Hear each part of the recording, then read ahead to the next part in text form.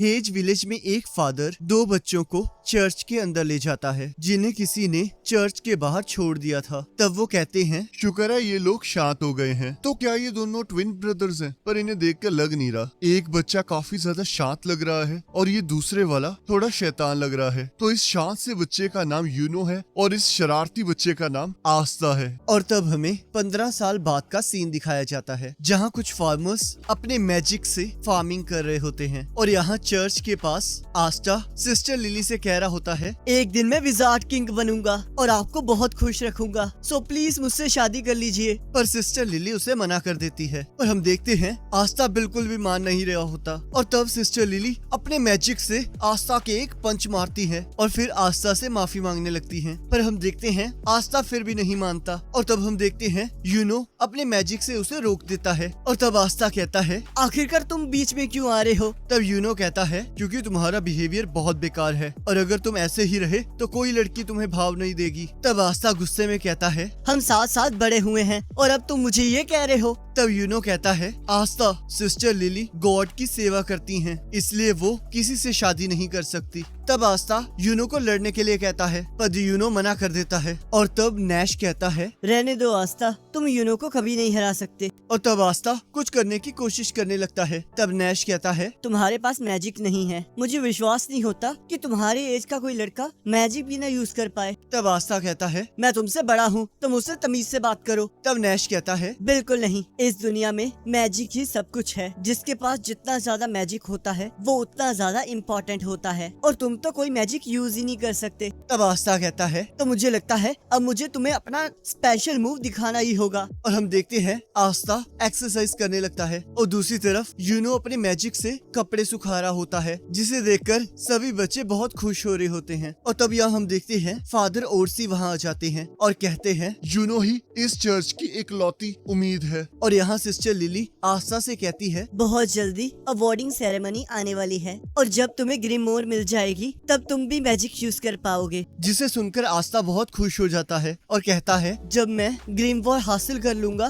तब मैं magic nights join करूंगा और फिर विजार्ड किंग बन जाऊंगा। क्या मैं सही कह रहा हूँ ना यूनो? तब यूनो उसे इग्नोर करके वहाँ से चला जाता है जिससे आस्था को गुस्सा आ जाता है और वो भागते हुए कहता है, तुम लोग बस इंतजार करो, मैं तुम्हें ये करके दिखाऊंगा। और यहाँ सिस्टर लिली यूनो को आस्था के साथ अच्छे से बिहेव करने के लिए कहती है और सोचती है, यूनो हमेशा से रोता रहता था पर जिस दिन वो जख्मी आस्था के साथ घर वापस आया उस दिन से वो पूरी तरह बदल गया और उसके बाद से मैंने उसे कभी रोते हुए नहीं देखा। और अब मुझे याद आया उस दिन से ये दोनों ही बदल गए हैं और आस्था भी हमेशा गंदे कपड़ों में घर वापस आने लगा। पता नहीं वो वहाँ जाकर क्या करता है। और यहाँ हम देखते हैं आस्था एक्सरसाइज कर रहा होता है और कहता है, मैं विजिट किंग बन के रहूंगा और मुझे कोई नहीं रोक सकता, पर उससे पहले मुझे अपने आप को ट्रेन करना होगा। और दोबारा से एक्सरसाइज करने लगता है। और तब हमें बताया जाता है मार्च में जब डैंडलियन के फूल हवा में उड़ने लगते हैं तब साल में एक बार क्लोवर किंगडम में सारी जगह 15 साल से बड़े बच्चों को इकट्ठा किया जाता है और उन्हें ग्रिमवॉर टावर बुलाया जाता है ताकि उन्हें अपनी ग्रिमवॉर मिल सके जिसकी मदद से वो अपनी मैजिकल पावर्स को इंक्रीज कर सकते हैं। और यहाँ ग्रिमवॉर टावर के अंदर आस्था सोचता है, एक बार जब मुझे ग्रिमवॉर मिल जाएगी तब मैं भी मैजिक यूज कर पाऊंगा और तब मैं यूनो को पीछे छोड़ दूंगा। तब यहाँ कुछ बच्चे आस्था और यूनो का मजाक उड़ा रहे होते हैं और कहते हैं, हमें यकीन नहीं होता ऐसे बच्चे भी 6 मंथ्स में मैजिक नाइट्स का एग्जाम देंगे। सिर्फ नोबल फैमिलीज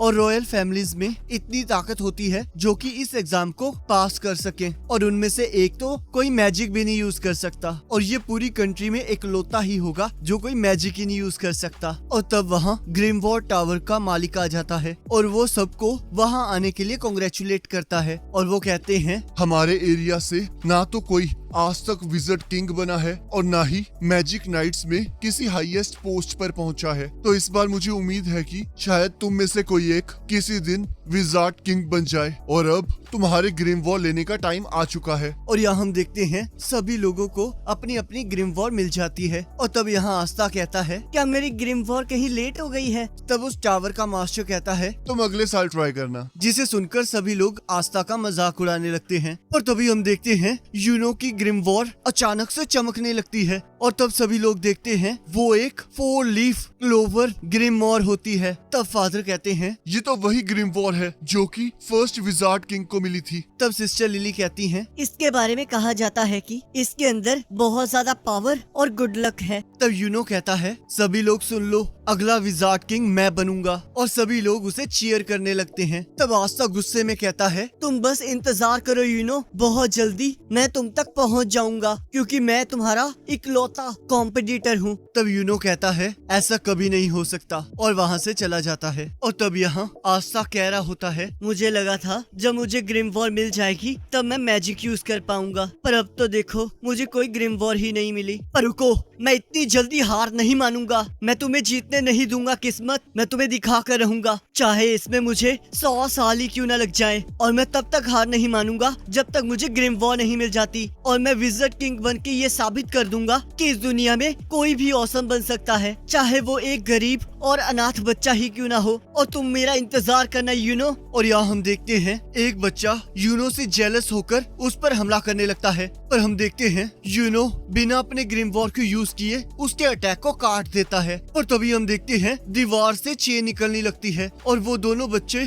चीखने लगते हैं। और तब एक पर्सन कहता है, मैं तुम्हें इस तरह खुला नहीं छोड़ सकता, और हाँ, इसे खोलने की कोशिश मत करना क्योंकि मेरा मैजिक दूसरों के मैजिक और उनके मूवमेंट्स को रोक देता है। तब यूनो पूछता है, आखिरकार तुम कौन हो? तब रेवची कहता है, मैं एक मैजिक नाइट था पर उन्होंने मुझे बाहर निकाल दिया, तो अब मैं सिर्फ एक चोर हूँ और अब मैं तुम्हारी ग्रिमवॉर ले रहा हूँ। तब यूनो कहता है, तो तुमने अपना नाम रेवची बताया है, तो तुम इतना तो जानते ही होगे ना कि ग्रिमवॉर को चुराना बेकार है। तब रेवची कहता है, मैं जानता हूँ, ग्रिमवॉर को बस वही यूज कर सकता है जिसे ग्रिमवॉर ने खुद चुना हो, पर ब्लैक मार्केट में इस ग्रिमवॉर की बहुत कीमत है। चाहे 4 लीफ क्लोवर ने तुम्हें चुना हो, पर तुम अभी भी बच्चे हो और आज तुम्हारा बहुत बुरा दिन है कि मैं यहाँ हूँ। तुम्हारी कहानी शुरू होने से पहले ही खत्म हो चुकी है और तुम्हारे गले में ये नेकलेस भी बहुत अच्छा लग रहा है। और तब हम देखते हैं आस्था भी वहाँ आ जाता है और दीवार से टकराकर नीचे गिर जाता है और कहता है, आखिरकार यहाँ हो क्या रहा है? आखिरकार तुमने यूनो की ग्रिमवॉर क्यों पकड़ी हुई है? तुम एक चोर हो।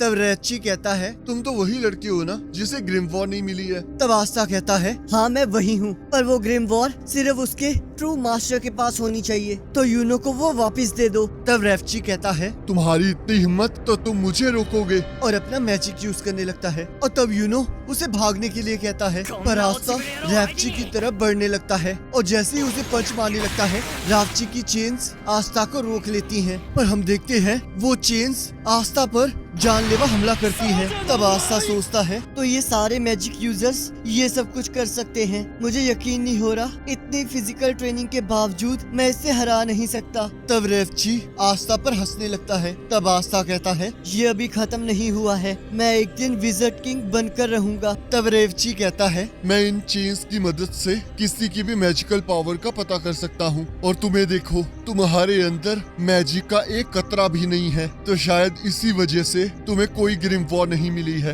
इस दुनिया में मैजिक ही सब कुछ है और तुम्हारे पास देखो, तुम्हारे पास तो कोई मैजिक ही नहीं है, तो तुम तो बहुत प्रीशियस हो। तब आस्था सोचता है, अगर ये सच है तो चाहे मैं जितना मर्जी ट्राई कर लूं, मैं कभी मैजिक नहीं यूज कर पाऊंगा। तब रेवची कहता है, विजार्ड किंग बनना तो तुम भूल ही जाओ, तुम्हें तो कोई जॉब भी नहीं मिलेगी और तुम्हारा दोस्त तुम्हारी इस कंडीशन पर बहुत हंसेगा। इस दुनिया को तुम जैसों की कोई जरूरत नहीं है, तुम तो बस एक लूजर हो। तब आस्था सोचता है, ये सच कह रहा है, मैं चाहे जितना मर्जी ट्राई कर लूं, पर इस दुनिया में कुछ चीजें हैं जो मैं नहीं कर सकता, तो शायद मुझे हार मान।